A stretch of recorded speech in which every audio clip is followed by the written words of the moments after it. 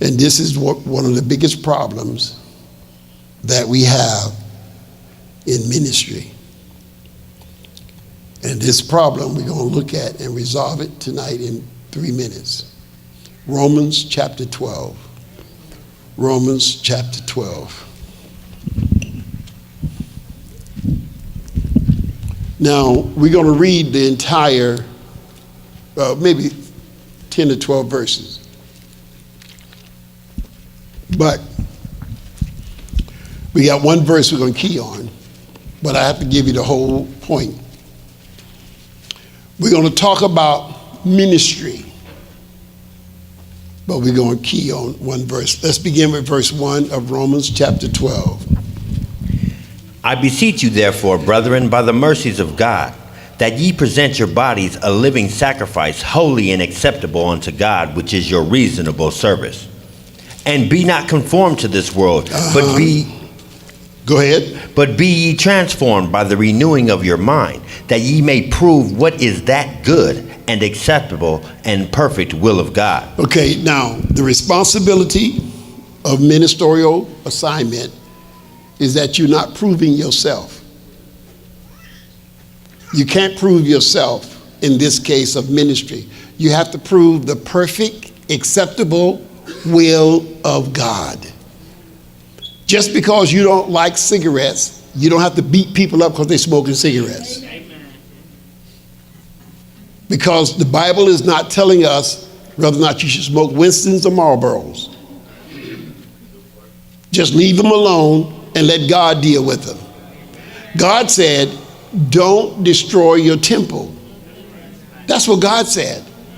Now, he didn't say nothing else about all other stuff that we want to talk about with people, because thank God I'm free. I'm not unbonded to nothing, church or nobody else. I'm free, and God wants his people free. All right, now let's go on. For I say, through the grace given unto me, to every man that is among you, not to think of himself more highly than he ought to think, but to think soberly, according as God hath dealt to every man the measure of faith. Continued. For as we have many members in one body, and all members have not the same office, so we, being many, are one body in Christ, and every one members one of another. Now, verse 6 and 7, please, let's pay attention. Go ahead.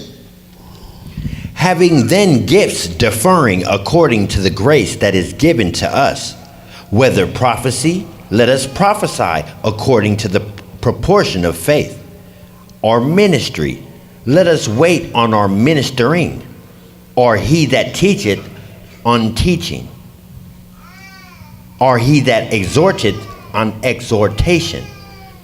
He that giveth, let him do it with simplicity. He that ruleth, with diligence. He that showeth mercy, with cheerfulness. Now, verse 7 says, if you got a ministry, what you should do with your ministry. Okay. Sometimes people wonder why it takes you so long to get started. Because you have to wait on your ministry. Some people just have the ministry of giving. You go to church because God has blessed you how to make money. And so you're a giver. And that's the reason you're in ministry, to be a giver. Some of you are in ministry to prophesy. There's people in this ministry that need your word of encouragement. And that's your calling. And don't get upset because you can't do everything. You just be what God have called you to be, and that will make the difference. So, the family church.